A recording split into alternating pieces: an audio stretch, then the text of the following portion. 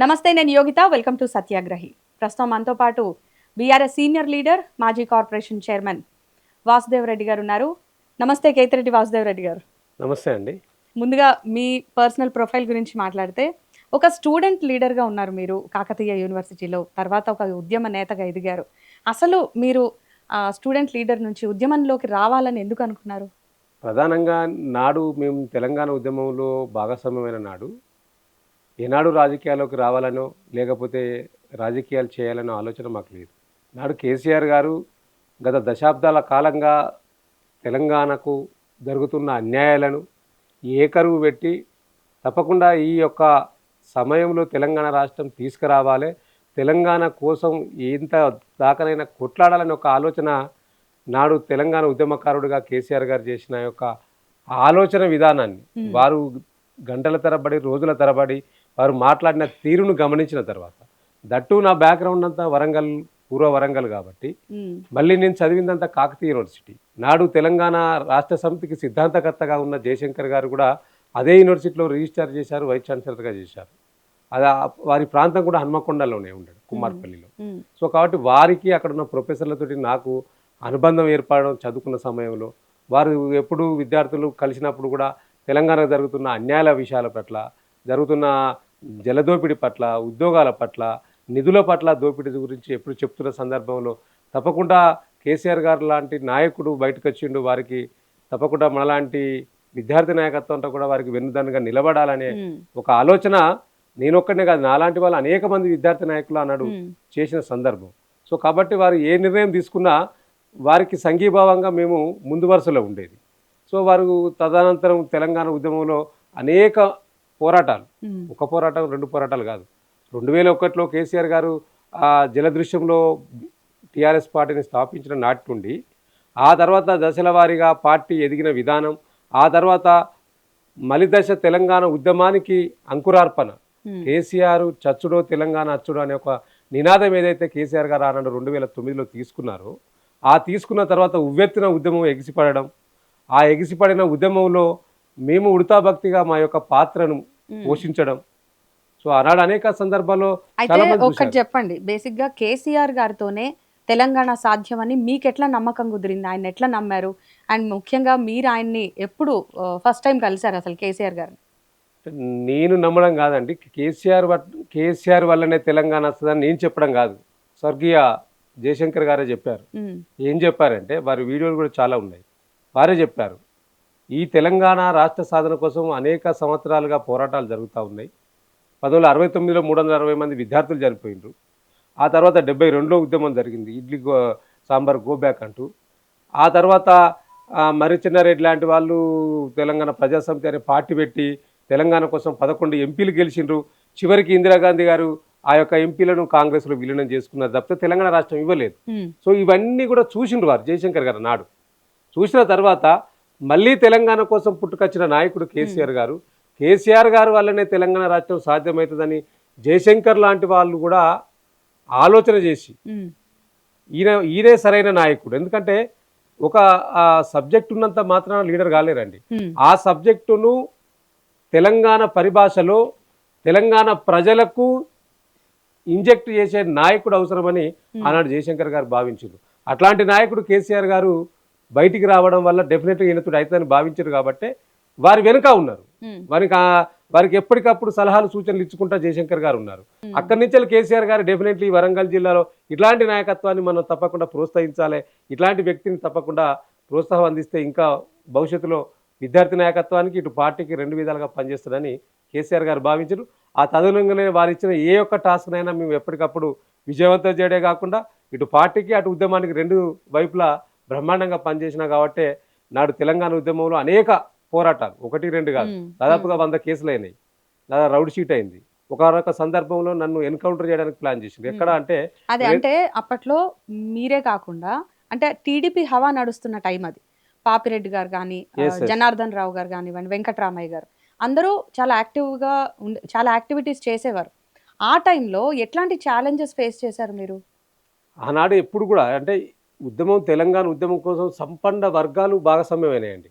ఎందుకంటే పోలీస్ వ్యవస్థ ఆంధ్ర వ్యవస్థ చేతిలో ఉన్నది కాబట్టి, ఆంధ్ర పాలన చేతిలో ఉన్నది కాబట్టి వారు చెప్పినట్టు వీళ్ళు విన్నారు కానీ ఉమ్, ఇక మిగతా వర్గాలన్నింటినీ కూడా తెలంగాణ కోసం కొట్లాడుతున్న సందర్భంలో అందరూ సంఘీభావమే ప్రకటించారు. ఉమ్, కొందరు డైరెక్ట్ చేసిండ్రు, కొందరు ఇండైరెక్ట్ చేసిండ్రు, ఎక్కడ ఉమ్, చేసే వాళ్ళు అక్కడ చేసిండ్రు. సో ఆ నాడు కూడా ఒక పక్క విద్యార్థి పోరాటం మాది, మరో పక్క జేఏసీలో ఆనాడు పాపిరెడ్డి గారు ఉండే, ఇంకా అనేక ఉమ్, రాజకీయ పార్టీలు ఉండే, ఉద్యోగ సంఘాలు ఉండే, అనేక మంది ఉన్నారు దాంట్లో. ఈ పార్టీ ఆ పార్టీ అని కాదు, నాడు అన్ని పార్టీలు ఏ పార్టీలో ఉన్నా కూడా అందరి భావం ఏంది అంటే తెలంగాణ రాష్ట్రం రావాలనే ఒక ఉత్సుకత వాళ్ళలో ఉన్నది కనిపించింది కూడా. ఉమ్, తెలంగాణ ఉద్యమం గురించి తెలవాలి కాబట్టి ఉమ్, ఆనాడు సెంట్రల్ మినిస్టర్గా ఉన్న ఇద్దరు సెంట్రల్ మినిస్టర్ ఉన్నారు, బలరాం నాయక్ గారు ఉన్నారు, చిరంజీవి గారు ఉన్నారు, ఆ ముఖ్యమంత్రి కిరణ్ కుమార్ రెడ్డి గారు ఉన్నారు, జిల్లాలో ఉన్న మంత్రులు ఎమ్మెల్యేలు అంతా ఆ బస్సులో కూర్చున్నారు. ఆ బస్సులో మీదకి మేము రాళ్ళు విసిరేసినాం, రాళ్ళు. అవును. సో ఆ సందర్భంలో పోలీసులు విపరీతంగా నైటు మన సీఎం గారు వెళ్ళిపోయిన తర్వాత సీఎం గారు ఏదో పోలీసుల మీద చాలా సీరియస్ అయిందని తెలిసింది. ఆ నైట్ మమ్మల్ని కొట్టడము, ఉమ్. చాలా ఇబ్బంది పెట్టారు, చాలా ఉమ్. పోలీస్ స్టేషన్లకు తిప్పారు, అయితే ఇబ్బంది అప్పట్లో పెట్టారు. టీడీపీలో ఉన్న కడియం శ్రీహరి కూడా చాలా ఎగతాళి చేసేవారు. మళ్ళీ ఆయన బీఆర్ఎస్ లోకి వచ్చి ఇప్పుడు కాంగ్రెస్ లోకి వెళ్ళిపోయారు. సో ఎట్లా చూస్తారు ఇలాంటి వాళ్ళని? అంటే వీళ్ళంతా కూడా అవకాశవాదులండి. ఉమ్, విద్యా వృత్తిని ప్రారంభించిన కడియం సీఆర్ లాంటి వ్యక్తి, సరే వారు అప్పటికే ఒక రకంగా చెప్పాలంటే చచ్చిన పాము అయిపోయిండు, రాజకీయాలలో అయిపోయింది, ఆయన శకం ముగిసింది. ఆ శకం ముగిసిన సందర్భంలో ఇట్లాంటి వ్యక్తి బీఆర్ఎస్ పార్టీ, ఆనాటి టీఆర్ఎస్ పార్టీలో ఉంటే బాగుంటుందని భావించిండు. ఎందుకంటే ఈయనకు అనేక రకాలుగా సహాయ సహకారాలు అందించు కేసీఆర్ గారు ఒక పార్లమెంట్ సభ్యునిగా చేసిండు. ఉమ్, పార్లమెంట్ సభ్యునిగా చేయడమే కాదు, ఈ రాష్ట్రంలో మంత్రి పదవి, ఉప ముఖ్యమంత్రి పదవి ఇచ్చిండు. ఉమ్, అయినా కూడా వారి స్వార్థం కోసం, స్వార్థ రాజకీయం కోసం, వారి కూతురు కోసం వేయండా, ఈయన కోసం వేయండా, లేకపోతే ఆయన పవర్ ఎక్కడుంటే అక్కడ ఉంటాడా అనేది మనం అనేక సందర్భాల్లో టీవీలలో కూడా చర్చ చూసాం. అండ్ ఇప్పుడు ఆయన కాకుండా జనరల్గా అప్పుడు ఉద్యమం టైంలో ఎంతో మంది నేతలు ఆ, కేసీఆర్ గారు వెన్నంటున్నారు. తర్వాత తర్వాత చూసుకుంటే ఇప్పుడు పార్టీలు మారిపోయి ఒక్కొక్కరు ఒక్కో దారి వెతుక్కున్నట్టుగా కనిపిస్తుంది. సో ఆ నాయకుల గురించి మాట్లాడాల్సి వస్తే మీరు ఏం చెప్తారు? ఇప్పటిదాకా నేను చెప్పినట్టు కడియం సీఆర్ ఒకటే కాదండి, కడియం సీఆర్ లాంటి వ్యక్తులు చాలామంది నాటు టీఆర్ఎస్లో కేసీఆర్ గారు వెంట ఉన్నారు. ఎందుకోసం ఉన్నారు? పవర్ కోసం ఉన్నారు. పవర్ 10 సంవత్సరాలు పవర్లో ఉన్నారు కాబట్టి ఆ పవర్ని ఎంజాయ్ చేయడానికి ఉన్నారు. ఎప్పుడైతే పవర్ పోయిందో మళ్ళీ ఎక్కడైతే పవర్ దొరుకుతుందో ఆ పవర్కు మళ్ళీ వారు అర్రులు చాచడం జరిగింది. ఉమ్, సో కాబట్టి అందులో కడియం సీఆర్ గారు ఉంటారు మా దగ్గర, ఇంకా చాలామంది నాయకులు ఉన్నారు, అనేక జిల్లాలో అనేక మంది నాయకులు ఉన్నారు పవర్ కోసం వచ్చిపోయిన వాళ్ళు. వీళ్ళంతా కూడా స్వార్థ రాజకీయాల కోసం, అంటే సో పార్టీ మారిన వాళ్ళు ఎవరైతే ఉన్నారో అరే మేము తప్పు చేసాం మళ్ళీ వెనక్కి వచ్చేస్తాం అని అనేవాళ్ళు ఉన్నారా? మీ దృష్టికి వచ్చారా? డెఫినెట్లీ ఇప్పుడు ఈ 10 మంది ఎవరైతే ఎమ్మెల్యేలు వేయినరో వీళ్ళ మీద సుప్రీంకోర్టు డెఫినెట్గా అది కత్తి వేలాడుతూ ఉన్నది. ఉమ్, సో ఎన్నిటికైనా అది వీళ్ళకు ఇబ్బందికరమైన అంశమే. సో కాబట్టి ఆ పోయిన వాళ్ళ తర్వాత ఇప్పుడు వీళ్ళకి ఏవైతే ఆశలు పెట్టిండో, ఇప్పుడున్న కాంగ్రెస్ ప్రభుత్వం, రేవంత్ రెడ్డి ప్రభుత్వం ఏదైతే ఆశలు పెట్టిరో ఆ ఆశలను ఫుల్ఫిల్ చేయలేదు కాబట్టి మేము ఇందు చేయడే అందు చేయడే అయినట్టు అందులోకి పోయి అనవసరంగా బదనామైన వాళ్ళని మళ్ళీ వెనక్కి తీసుకోవడానికి పార్టీ రెడీ ఉందా? ఒక 6 ఎమ్మెల్యేలు అడిగిండు కేసీఆర్ గారు, కానీ డెఫినెట్గా మీరు తీసుకోమని చెప్పాడు కేసీఆర్ గారు. ఉమ్, ఎందుకంటే ఇట్లా తీసుకొని అలవాటు అయితే ఇక పేరోళ్ళంతా కూడా మళ్ళీ ఎప్పుడో ఒకసారి రావచ్చు, మరి తప్పైంది ఏదో చెప్పి ఇంటర్నల్గా కలిసి మాట్లాడుకొని బతలాడుకోవచ్చు. ఇట్లాంటి వాళ్ళకు డెఫినెట్గా ప్రజల్లో శిక్ష పడాల్సిందే, వాళ్ళు అనుభవించాల్సిందే.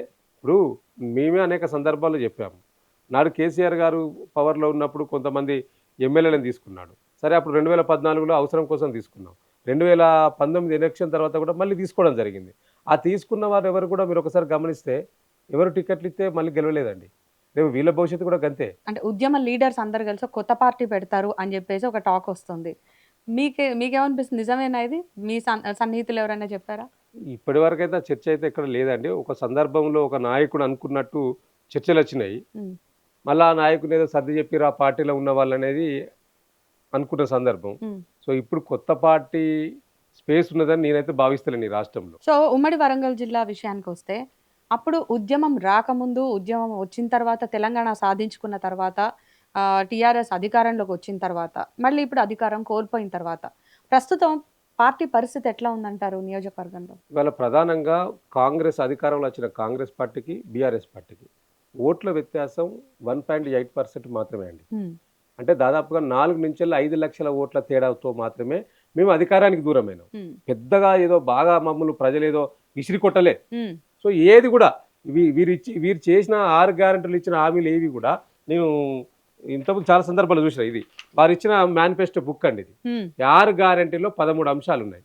ఈ 13 అంశాల్లో ఏది పూర్తిగా అమలు కాలేదు కాబట్టి ఇలా ప్రజలలో తీవ్రమైన వ్యతిరేకత ఉన్నది సో ఇలా ఈ యొక్క రీసెంట్ గా ప్రభుత్వం మీద. Rythu Bharosa local body elections దగ్గరలో వస్తున్నాయి కాబట్టా, లేకపోతే మేము ఆ 6 గ్యారెంటీలు ఫుల్ఫిల్ చేసుకున్నాం అని చూపించుకోవడానికా, ఎలా చూస్తారు? గత బీఆర్ఎస్ సర్కార్ కేసీఆర్ సర్కారుకు ఇక్కడ రేవంత్ రెడ్డి సర్కారుకు తేడా ఏంది అని అంటే, కేసీఆర్ సర్కార్ ఉన్నప్పుడు రైతులను రాజు చేయడానికి అనేక కార్యక్రమాలు చేసింది. 72,000 కోట్లు రైతు బంధు ద్వారా రైతులకు అందించినాం. ఉమ్, దాదాపుగా 28,000 కోట్లకు పైగా మన రుణమాఫీ పేరు మీద రైతులకు దశల వారీగా ఇవ్వడం జరిగింది. దాదాపుగా 1,00,000 కోట్ల రూపాయలు ఆనాడు కేసీఆర్ గారి నాయకత్వంలో రైతులకు అందించినాం. ఇవాళ వీరేం చేస్తూ ఉన్నారు? ఇవాళ పెట్టుబడి సాయంగా ఇచ్చిన మీరు రైతు బంధును ఆనాడు ఇదే రేవంత్ రెడ్డి గారు ఏం చెప్పిండ్రు? మీకు 10,000 బిచ్చమేస్తుండు కేసీఆర్, మేము వచ్చినాక 15,000 ఇస్తాము పెట్టుబడి సాయం కింద, రైతు భరోసా కింద ఇస్తామని చెప్పింది. ఇచ్చిండ్రా 15,000? ఇలా వీరు ఏం చేసిండ్రు? నాడు కేసీఆర్ గారు నాట్లకు రైతు బంధు ఇస్తే మీరు ఇలా ఓట్లకు రైతు బంధుని ఇస్తున్నారు. నేను పార్లమెంట్ ఎన్నికలు వచ్చినప్పుడు ఒకసారి రైతు భరోసాను కొంత రిలీజ్ చేసిండ్రు. ఆ తర్వాత ఇప్పుడు పంచాయతీ ఎన్నికలు వచ్చినాయి కాబట్టి మళ్ళీ మొన్న 9 బిల్లుల పరిస్థితి ఈ 9,000 కోట్లు ఏదో మళ్ళీ రిలీజ్ చేసారు. అంటే వీళ్ళకి ఎంతసేపు రాజకీయాలు కావాలి, ఓట్లు కావాలి, సీట్లు కావాలి. కానీ నాడు కేసీఆర్ గారు అట్లా ఆలోచించలేదు. వీరు ఏ పథకం తీసుకొచ్చినా, ఏ స్కీమ్ తీసుకొచ్చినా దాని వెనుక రాజకీయ ఎజెండా ఉంటుంది. కానీ కేసీఆర్ గారు ఏ స్కీమ్ తీసుకొచ్చినా దాని వెనుక మానవత్వం అనే ఒక ఎజెండా ఉంటుంది. మానవీయ కోణంలో ఆలోచిస్తారు కేసీఆర్ గారు. వీరు ఆలోచించేది రాజకీయ కోణంలో ఆలోచిస్తారు. కేసీఆర్ గారికి ఇప్పుడు కాంగ్రెస్ పార్టీకి తేడా అదే అండి. అసలు యూరియా కొరతకు కారణం ఎవరు అంటే ఏం చెప్తారండి? డెఫినెట్గా కాంగ్రెస్ పార్టీ, రేవంత్ రెడ్డి గారే. ఎందుకు రేవంత్ రెడ్డి గారు అంటే వీరికి ముందు చూపు లేదు. సరిపడా యూరియా సరఫరా చేయట్లేదు అని అంటోంది కదా.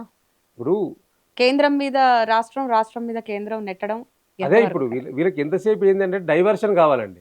డైవర్షన్ చేసుకుంటా కాలం గడపాలి. ఇలా నిజంగా చిత్తశుద్ధి ఉంటే ఏ ముఖ్యమంత్రి అయినా కూడా మూన్సూన్ ప్రారంభం కాకముందే, వర్షాకాలం ప్రారంభం కాకముందే రివ్యూ పెట్టుకుంటాడు. అగ్రికల్చర్ రివ్యూ పెట్టుకొని మన దగ్గర ఏమున్నాయి, ఏమేం కావాలని.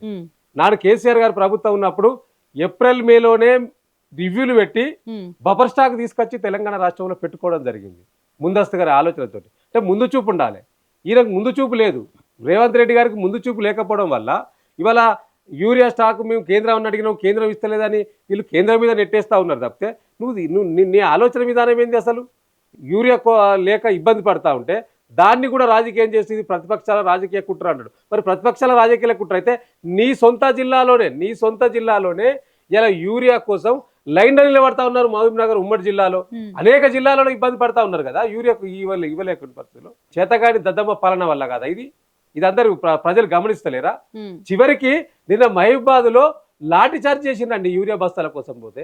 ఇంకా గమ్మత్ ఏంటంటే మా పరకాల నియోజకవర్గంలో నల్లబెల్లి అనే ఒక గ్రామంలో ఆధార్ కార్డుకు ఒక బస్తా ఇస్తా ఉన్నారు. ఆ ఇంట్లో 3 ఆధార్ కార్డు ఉంటే 2 పిల్లలు బయట ఉంటారు. ఆ 2 పిల్లల మీద తల్లిదండ్రులు మన యూరియా బస్తాలు తీసుకుంటే వాళ్ళ మీద కేసులు బనాయించిందండి ఈ ప్రభుత్వం.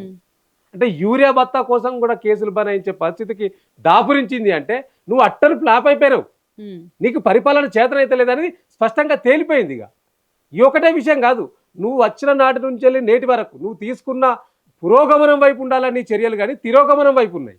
నువ్వు తీసుకున్న ప్రతి చర్యను కూడా ప్రజలు వ్యతిరేకించిన తర్వాత నువ్వు వెనక్కి తీసుకున్న సందర్భం కూడా ఉన్నది. నువ్వు తీసుకున్న ఏ కార్యక్రమం ముందు బట్టి సక్సెస్ఫుల్ అయింది? ఇవాళ నాడు కేసీఆర్ గారు ఫార్మా హబ్ కోసం, ఫార్మా సిటీ కోసం దాదాపుగా 15,000 ఎకరాలు ఇవాళ యొక్క రంగారెడ్డి జిల్లా ప్రాంతంలో తీసుకుంటే నువ్వు దాన్ని రియల్ ఎస్టేట్ వ్యాపారం చేయడానికి ఫ్యూచర్ సిటీ కోసం అని చెప్పి నువ్వు దాని పేరు మీద ఇంకో ఫార్మా సిటీ తీసుకొస్తా అని చెప్పి లగచర్ల రైతుల దగ్గర భూములు గుంజుకుంటే ఆ లగచర్ల రైతులు తిరగబడితే ఏమైందో చూసినాం మనం.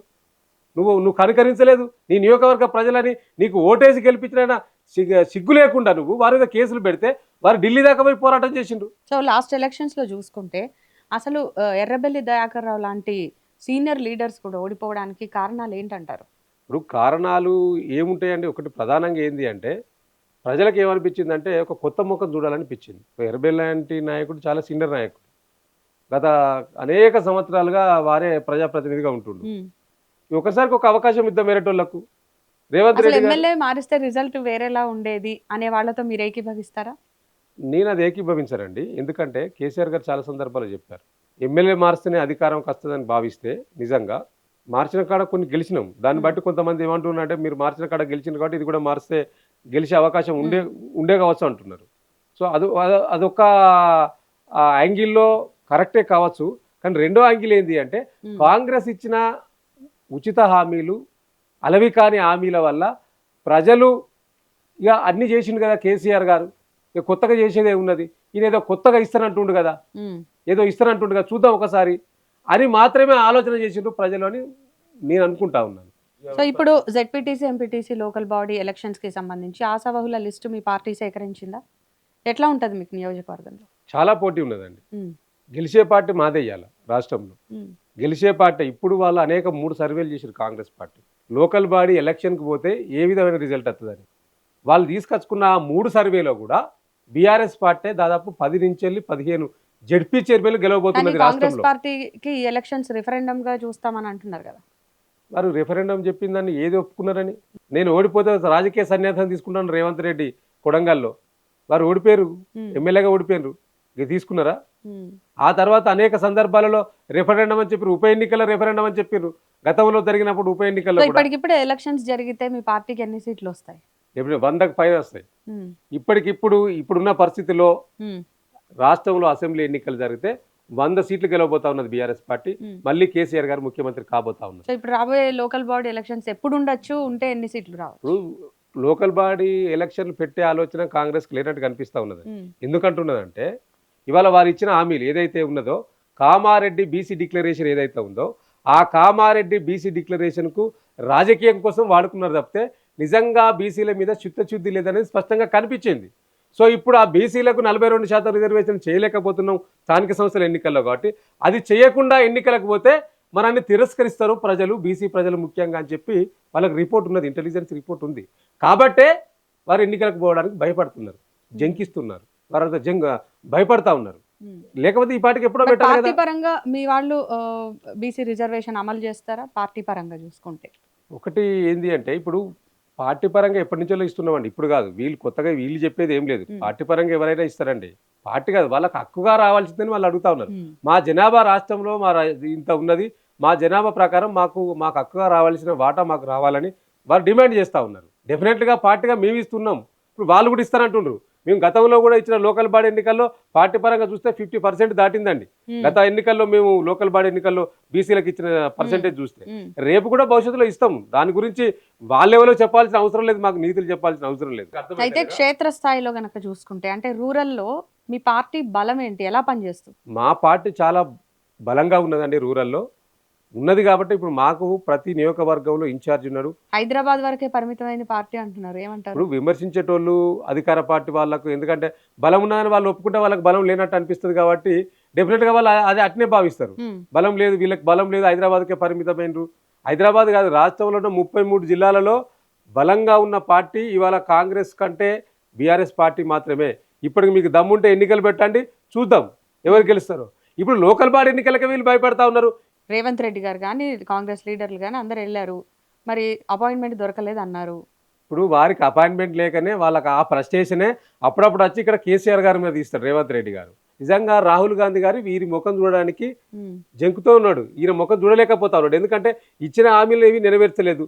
దానికంటే ఇంపార్టెంట్ ఈయన ముఖం చూడకపోవడం ప్రధాన కారణం ఏంటి అంటే బీజేపీ వైపు ఈయన ఉండడం వల్ల, ఈయన యొక్క చర్యలు బీజేపీకి సమర్థిస్తూ ఉండడం వల్ల. ఇవాళ ఈయన ఏంది, తెలంగాణ రాష్ట్రంలో నరేంద్ర మోడీ గారు వస్తే చోటంబాయి బడే మీ అని వారిని పొగడము, లేదా బీజేపీ వాళ్ళని ఒక్క మాట అనకపోవడము. ఇక్కడ బీజేపీ వాళ్ళు కూడా స్టేట్లో బీజేపీ కాంగ్రెస్ ఇక్కడ ఒకటే అండి స్టేట్లో. ఈ రాష్ట్రంలో తెలంగాణ రాష్ట్రంలో బీజేపీ కాంగ్రెస్ ఒకటే, వేరు కాదు, 2 జాతీయ పార్టీలు ఒకటే. ఎందుకు ఒకటే అంట? ఎందుకు ఒకటే అంటే నేను దానికి రీజన్ చెప్తాను. ఎందుకు ఒకటి అంటాను అంటే ఇవాళ కాంగ్రెస్ ప్రభుత్వం చేస్తున్న ఈ యొక్క నిర్లక్ష్య వైఖరిని ఏనాడు ప్రశ్నించలేదు బీజేపీ ఇక్కడ నాయకులు. ఇక్కడ 8 మంది ఎమ్మెల్యేలు ఉన్నారు, 8 మంది పార్లమెంట్ సభ్యులు ఉన్నారు బీజేపీకి. కానీ తెలంగాణ ప్రయోజనాల విషయంలో మీరు చేసింది గుండు సున్నా. బీఆర్ఎస్ బీజేపీ ఒకటని అటు కాంగ్రెస్ విమర్శిస్తోంది, మీ పార్టీ వాళ్ళేమో కాంగ్రెస్ బీజేపీ. తెల్లారి లేస్తే కొట్లాడేది మేము ఎవరి మీద కొట్లాడుతున్నామండి? కాంగ్రెస్ మీద కొట్లాడేది మేము, కాంగ్రెస్ ని ప్రశ్నించేది మేము, కేసులు అయ్యేది మా మీద, మామూలు విచారణ పేరు మీద ఇబ్బంది పెట్టేది కాంగ్రెస్. మీరు కొల్లుడైనరా, మేము కొల్లుడైనమా కాంగ్రెస్ పార్టీతోటి? ఇవాళ ఏ ఒక్క నాయకుడైనా గొంతు విప్పుతుండా బీజేపీ నాయకుడు ఈ రాష్ట్రంలో కాంగ్రెస్ పట్ల? కాంగ్రెస్ ఇచ్చిన హామీలు నెరవేరలేదు కాబట్టి ఆ నెరవేరిన హామీల పట్ల ప్రశ్నిస్తున్నదా బీజేపీ పార్టీ? బీజేపీకి సంబంధించిన ఎల్పీ నాయకుడు కావచ్చు, లేదా బీజేపీ రాష్ట్ర అధ్యక్షుడు కావచ్చు, లేకపోతే బీజేపీని గెలిచిన ఇవాళ యూరియా రావట్లేదు, యూరియా ఇవ్వాల్సిన పార్టీ ఎవరండి కేంద్రంలో? బీజేపీ. మరి ఎందుకు మీరు మీ నాయకుని మెప్పించి ఒప్పించి ఎందుకో రాష్ట్రానికి కోట తీసుకురాలేకపోతున్నారు బీజేపీ? ఆ విషయంలో వీళ్ళ నిర్లక్ష్యం లేదా? పోనీ కాంగ్రెస్ పార్టీని మీరు ప్రశ్నిస్తా ఉన్నారా? కాళేశ్వరం ఇష్యూ తీసుకుంటే పీసీ ఘోష్ కమిషన్ రిపోర్ట్ కి సంబంధించి విమర్శలు వస్తున్నాయి, ఏమంటారు దీనికి? ఇవాళ కాళేశ్వరంను కూలేశ్వరం అంటూ ఈ యొక్క రాష్ట్ర ముఖ్యమంత్రి గారు బదనాం చేస్తూ పబ్బం గడుపుకుంటున్నారండి. ఎంతసేపు ఏదో ఒక సందర్భం ఏంటంటే ఇలా ప్రజల విషయంలో ఏదన్నా వ్యతిరేకత వచ్చిన సందర్భంలో వెంటనే కాళేశ్వరం అందుకుంటాడు, లేకపోతే ఫోన్ ట్యాపింగ్ పెట్టుకుంటాడు, లేకపోతే కేటీఆర్ గారి ఫార్ములా ఈ కార్ రేస్ పెట్టుకుంటాడు, దీని మీద విచారణ పేరు మీద కాలం గడుపుతా ఉంటాడు. నిజంగా కాళేశ్వరం కూలేశ్వరం అయితే ఇవాళ ఇవాళ ఇవాళ మేము అడుగుతా ఉన్నాం, ఇలా సూటిగా ప్రశ్నిస్తా ఉన్నాం. కాళేశ్వరం కూలేశ్వరం అయితే ఈ రాష్ట్ర ముఖ్యమంత్రి గారు గంధమల్ల ప్రాజెక్టు కొబ్బరికాయ కొట్టొచ్చింది, అది కాళేశ్వరంలో భాగం కాదా అండి? ఈ ప్రాజెక్టులన్నీ ఎక్కడి కాళేశ్వరంలో అంతర్భాగం కాదా? అంతెందుకంటే మొన్నదాకా ఇలా మేము బీఆర్ఎస్ పార్టీగా డిమాండ్ చేసే వరకు కూడా మీరు పంప్ హౌజ్లన్నీ కూడా ఆన్ చేయాలి, రంగనాయక సాగర్ దగ్గర పంప్ హౌజ్ ఆన్ చేయాలని చెప్పి మా మాజీ మంత్రి హరీష్ రావు గారు ప్రెస్ మీట్ పెట్టిన గంట తర్వాతనే కదా, గంట 2 గంటల తర్వాత మీరు మేలుకొని రంగనాయక సాగర్ పంప్ ఆన్ చేసిండు కదా, ఇలా ఉబ్బికి వస్తున్నాయి కదా వాటర్, ఎక్కడి నుంచి వస్తున్నాయి అవి, అది కాళేశ్వరంలో భాగం కాదా? అండ్ కొన్ని రోజులు ఫోన్ ట్యాపింగ్ వ్యవహారం ఎత్తుకున్నారు, అందులో ఏం లేదు, ఆఫీసర్స్ ఆఫ్ ద రికార్డ్ అని అంటున్నారు కదా, సో దీనికి సంబంధించి ఈ ఫోన్ ట్యాపింగ్ అంతా కూడా అంత డొల్లాన్ని. నిజంగా ఫోన్ ట్యాపింగ్ ఇప్పుడు జరుగుతలేదా అండి? వీరి ప్రభుత్వంలో వీరి మంత్రులను ఫోన్ ట్యాపింగ్ రేవంత్ రెడ్డి గారు చేస్తలేరు. ఆయన వాళ్ళ మంత్రే చెప్పిండు కదా, మొన్న చెప్పకనే చెప్పిండు కదా కొమిటిరెడ్డి గారు, ఫోన్ బల కొట్టుకున్నాడని మొత్తం బయట అంతా కూడా ప్రచారం అయింది కదా, ఫోన్ బల కొట్టుకున్నాడని. ఆయన మాట్లాడిన విషయాలన్నీ కూడా బయటకు వచ్చినాయి కదా. నీ ప్రభుత్వంలో నీ మంత్రులు ఏమేమి మాట్లాడుకుంటారు, నా సీటు కెసరెక్కడ పెట్టుకుంటారు అని చెప్పి ఈ ముఖ్యమంత్రి గారే వాళ్ళ ఫోన్ ట్యాపింగ్ చేస్తున్నారు. వాళ్ళు కూడా ఇప్పుడు ఎవరు కూడా ఫోన్లో మాట్లాడుకునే పరిస్థితి లేదు. వాళ్ళు అయితే డైరెక్ట్ కలిసి మాట్లాడుకోవడం, లేదా ఐఫోన్లో వాట్సాప్ కాల్, లేకపోతే వేరే కాల్ మాట్లాడుకునే పరిస్థితికి వచ్చింది ఈ ప్రభుత్వంలో కూడా. సో కాబట్టి ఫోన్ ట్యాపింగ్కు రాష్ట్ర ప్రభుత్వానికి సంబంధం ఉండదండి. ఏదైతే సిట్ విచారణ చేస్తున్నదో, ఎస్ఐటి సిట్ ఏదైతే విచారణ చేస్తున్నదో ఫోన్ ట్యాపింగ్ సంబంధించి, వారు ఒక్క రోజన్నా ప్రెస్ మీట్ పెట్టినరా అండి? ఒక్కరోజు ఇంతమంది ఫోన్లు మేము విచారిస్తా ఉన్నాం, వీళ్ళు సమాధానం చెప్పిరని చెప్పినరా? లేదు కదా. అంతా లీక్ ఇస్తారు వాళ్ళు, ఆ లీకులు పేపర్లలో వస్తాయి, ఆ లీకులు వాళ్ళకు అనుకూలమైన పత్రికల్లో, అనుకూలమైన టీవీ ఛానల్లో ప్రసారం చేసుకొని బదనాం చేయడానికి కుట్ర పడుతూ ఉన్నారు. సో ఇవన్నిటి కూడా ఒక ట్రాష్. ఫోన్ ట్యాపింగ్ అనేది ఒక ట్రాష్, అదొక డొల్లా. రీసెంట్ గా ఉన్నటువంటి మార్వాడి గో బ్యాక్, దీని వెనక ఎవరు ఉన్నారు అనుకుంటున్నారు? ఈ ఇష్యూ ఎంత దాకా వెళ్తుంది? ఏ రాష్ట్రంలోనైనా కూడా ప్రాంతీయ విద్వేషాలు రెచ్చగొట్టద్దండి. ఫస్ట్ ఆఫ్ ఆల్ మార్వాడికి సంబంధించిన అంశం అసలు ఈ రోజు ఇంత రచ్చగవడానికి కారణం ఎవరండి? బీజేపీ నాయకులు. బండి సంజయ్ గారు మొన్న మాట్లాడిన విధానం ఏంటండి అంటే, వాళ్ళు ఒక్కరే హిందువులు, మిగతా వాళ్ళు ఎవరు హిందువులు కాదన్నట్టు, మార్వాడీస్ గుజరాతీలే మాకు హార్డ్ కోరు బీజేపీ కార్యకర్తలు అనే విధంగా వారు మాట్లాడిన విధానం చూసిన తర్వాత అక్కడి నుంచే స్టార్ట్ అయింది కదా. అంటే ఇప్పుడు వైశ్యులు హిందువులు కాదా, లేదా ఇంకా వ్యాపారాలు చేసుకుంటే వాళ్ళు ఎవరు కూడా హిందువులు కాదా? అంత క్రిస్టియన్స్ ముస్లిమ్సే ఉన్నారా వ్యాపారాలు చేసుకుంటే? మీ దృష్టిలో ఏందన్నట్టు? మీరు ఎవరి కోసం, ఎవరి ప్రయోజనాల కోసం మాట్లాడుతూ ఉన్నారు ఇలా? ఈ రాష్ట్రంలో మీరు ఏం చేయదలుచుకున్నారు ఇలా? నీకు పాలన చేత కాదు, ఇలా రేవంత్ రెడ్డి గారు ప్రశ్నించే చాతర బీజేపీ నాయకులకు కాదు. సో కాబట్టి ఇవాళ మార్వాడి గో బ్యాక్ అనే నినాదం కావచ్చు, లేకపోతే మార్వాడీలు బిజినెస్లో మిగతా వారిని ఇబ్బంది పెడుతున్న అంశం ఏదైతే ఉన్నదో, దాంట్లో ఏదన్నా ఉంటే డెఫినెట్గా ప్రభుత్వం చర్యలు తీసుకోవాలి, మాట్లాడాలి, ఇద్దరిని కూర్చోవాలి. జీరో బిజినెస్ మార్వాడీలు చేస్తున్నారని ఒక ఆరోపణ ఉన్నది. నిజంగా జీరో బిజినెస్ చేస్తే ప్రభుత్వం ఏం చేస్తా ఉన్నది? ప్రభుత్వానికి డిపార్ట్మెంట్లు ఉన్నాయి కదా, అది కట్టడి చేయాలి కదా. కట్టడి చేయాల్సిన బాధ్యత ప్రభుత్వానికి ఉన్నది కదా.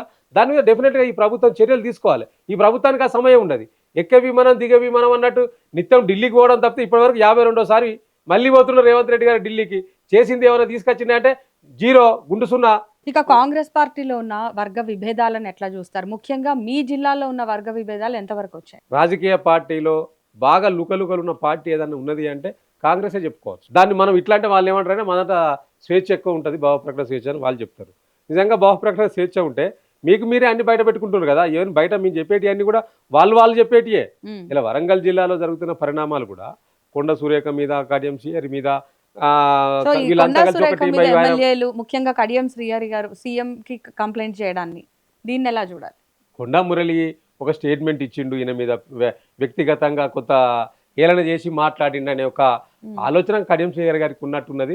సో వారి మీద కంప్లైంట్ ఇచ్చిండు, వారు చేస్తున్న పనుల మీద కంప్లైంట్ ఇచ్చిండు, ఆ నియోజకవర్గంలో జరుగుతున్న పరిణామాల మీద కంప్లైంట్ ఇచ్చిండు.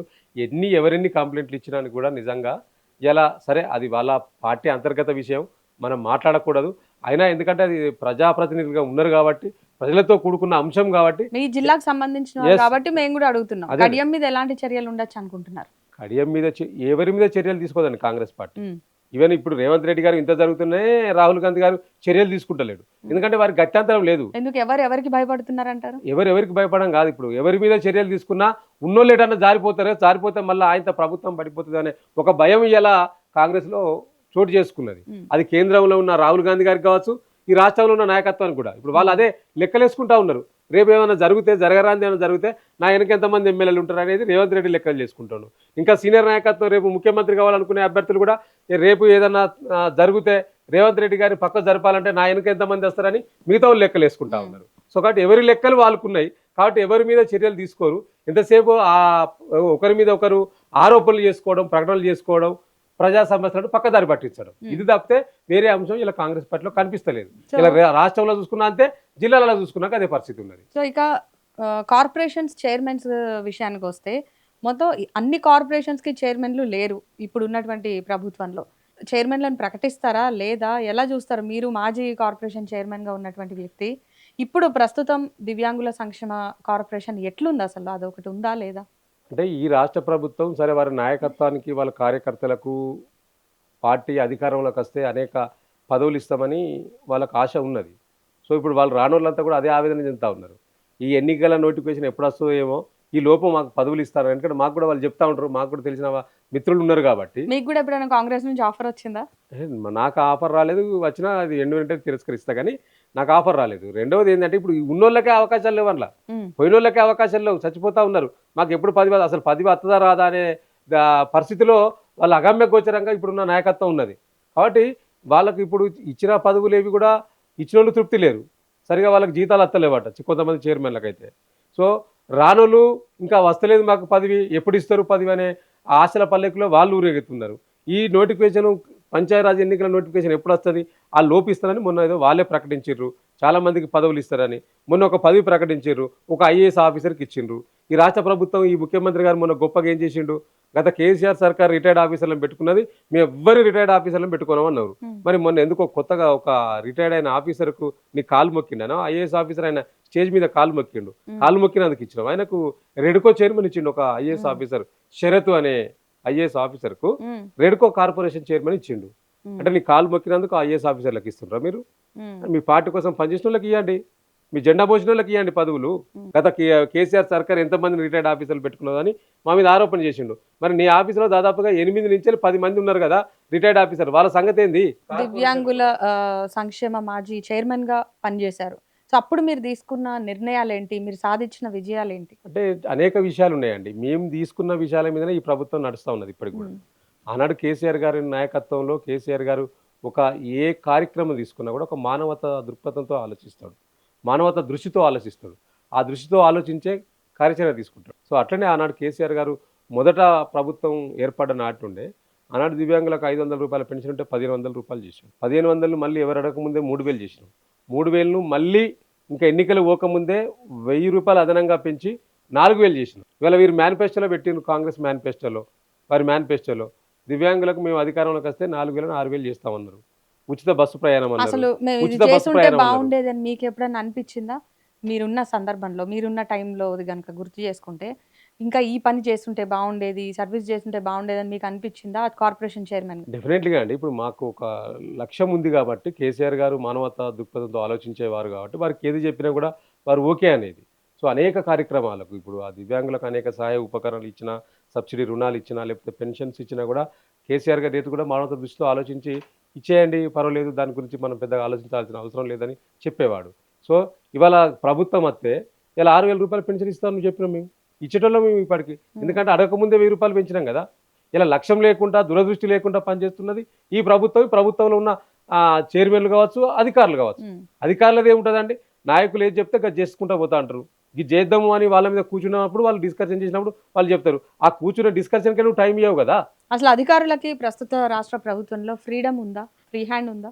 ఇప్పుడు ఫ్రీ హ్యాండ్ ఉన్నదా లేదా అనేది వారి చర్యల బట్టి తెలుస్తుందండి మనకు. మరి ఒక ప్రతిపక్ష పార్టీగా మీ పార్టీ నేతలు ఏం చేయబోతున్నారు? ప్రభుత్వానికి సంబంధించి ఏ ఏ విషయాల మీద మళ్ళీ మీరు పోరాటం చేయబోతున్నారు?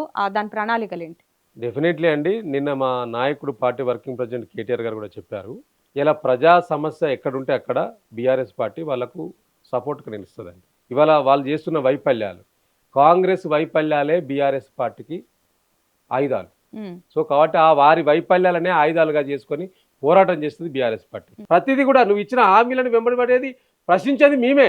మీరు ఇచ్చిన మేనిఫెస్టోలో ఇచ్చిన హామీలన్నిటి కూడా ఎప్పటికప్పుడు మేము ముల్లి కట్టబెట్టి పొడిచినట్టు పొడుస్తా ఉన్నాము ఈ ప్రభుత్వాన్ని.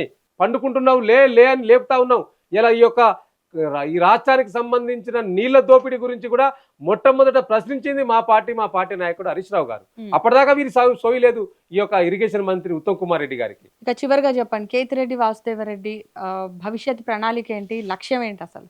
భవిష్యత్తు ప్రణాళిక మా పార్టీ ప్రణాళికనే మా భవిష్యత్తు ప్రణాళిక. ఎందుకంటే పార్టీ ఎప్పటికప్పుడు తీసుకుంటున్న చర్యలలో వారి కార్యక్రమాలలో మేము పార్టిసిపేట్ కావడం.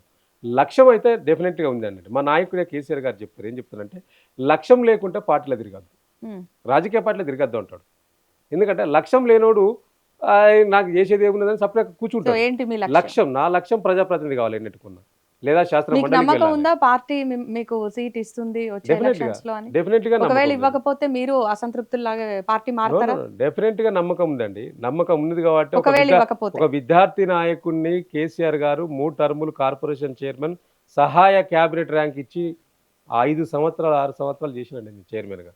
మొత్తం బీఆర్ఎస్ పార్టీలోనే 5-6 సంవత్సరాలు చేసిన వాళ్ళు 3-4 ఉన్నాం. అందులో నేను మీకు నమ్మకం ఉంది ఒకవేళ ఇవ్వకపోతే? నమ్మకం ఉన్నది. ఇవ్వకపోవడం అనే సమస్య లేదండి. డెఫినెట్లీగా శాసనసభకో శాసన మండలికో పార్టీ పంపుతుందనే నమ్మకం మాకు ఉన్నది. డెఫినెట్గా మాలాంటి నాయకులకు, యువ నాయకులకు అనేక మందికి ఉన్నది. ఇలా యువరక్తం కావాలని మనం కోరుకుంటా ఉన్నాం కదా. రాజకీయాలలో యువరక్తం రావాలి, చదువుకున్న వాళ్ళు రావాలి, మాట్లాడేటోళ్ళు కావాలి, ప్రజల పక్షాన కొట్లాడేటోళ్ళు కావాలంటే మాకంటే ఎక్కువ కొట్లాడేటోళ్ళు ఎవరండి? మాకంటే ఎక్కువ చదువుకున్న వాళ్ళు ఎవరండి ఈ రాష్ట్రంలో? డెఫినెట్గా ఆనాడు ఉద్యమంలో పార్టిసిపేట్ అయినాం, దెబ్బలు తిన్నాం, జైల్లోకి పోయినాం, అనేక ఇబ్బందుల పాలైనాం. జిల్లాలో ఇప్పటికీ మీ వెనక విద్యార్థులు కానీ సామాన్యులు కానీ కార్యకర్తల బలం కానీ మీరు అనుకున్న స్థాయికి ఉందంటారా? డెఫినెట్లీ ఉంది అండి. ఇవాళ నేనేమంటున్నా, ఇప్పుడు ఈ ప్రభుత్వం తీసుకుంటున్న తిరోగమన చర్యల వల్ల ప్రజల నుంచి వెళ్ళి విశేషమైన స్పందన బీఆర్ఎస్ పార్టీకి వస్తూ ఉన్నది. గ్రౌండ్లో ఉన్న మా నాయకత్వంలో, మా నాయకులు తిరుగుతున్న సందర్భంలో, మేము వెళ్తున్న సందర్భంలో కూడా చెప్తా ఉన్నారు. సో కాబట్టి తప్పకుండా ప్రజల్లో మాకు బ్రహ్మాండమైన విశ్వాసం ఉన్నది. ఇలా విశ్వాసం సన్నగిలింది కాంగ్రెస్ పార్టీకి. ఎందుకంటే వారు ఇచ్చిన హామీలన్నీ కూడా డొల్ల హామీలని తేలిపోయింది కాబట్టి. కానీ మాకు ఎప్పుడు ప్రజల ఆ యొక్క సమస్యలు గుర్తొస్తాయి. ప్రజల వెంట ఉండేది, ప్రజలతో కలిసి పనిచేసేది బీఆర్ఎస్ పార్టీ మాత్రమే, బీఆర్ఎస్ పార్టీ శ్రేణులు మాత్రమే. అది అప్పుడు ఇప్పుడు ఎప్పుడు ఎల్లప్పుడు కూడా బీఆర్ఎస్ పార్టీ ప్రజల యందే ఉంటుంది, ప్రజల కోసమే పనిచేస్తుంది. కేసీఆర్ గారికి ఉన్న ప్రేమ ఈ తెలంగాణ ప్రాంతం పట్ల, కేసీఆర్ గారికి ఉన్న ఒక అవగాహన ఈ తెలంగాణ ప్రాంతం పట్ల ఏ నాయకుడికి లేదు, ఉండదు కూడా. సో మిమ్మల్ని ఇప్పుడు కొన్ని నేమ్స్ అడుగుతాను, చిన్న ర్యాపిడ్ ఫైర్, 1 వర్డ్ ఆన్సర్ ఇవ్వాలి వాళ్ళ గురించి. షూర్. కేసీఆర్ గొప్ప నాయకుడు, కేటీఆర్ నిజనున్న నాయకుడు, రేవంత్ రెడ్డి ముందు చూపు లేని నాయకుడు, మోడీ తెలంగాణ మీద విషం గక్కే నాయకుడు Narendra Modi. Thank you so much Vasudev. Thank you అండి. Thank you very much.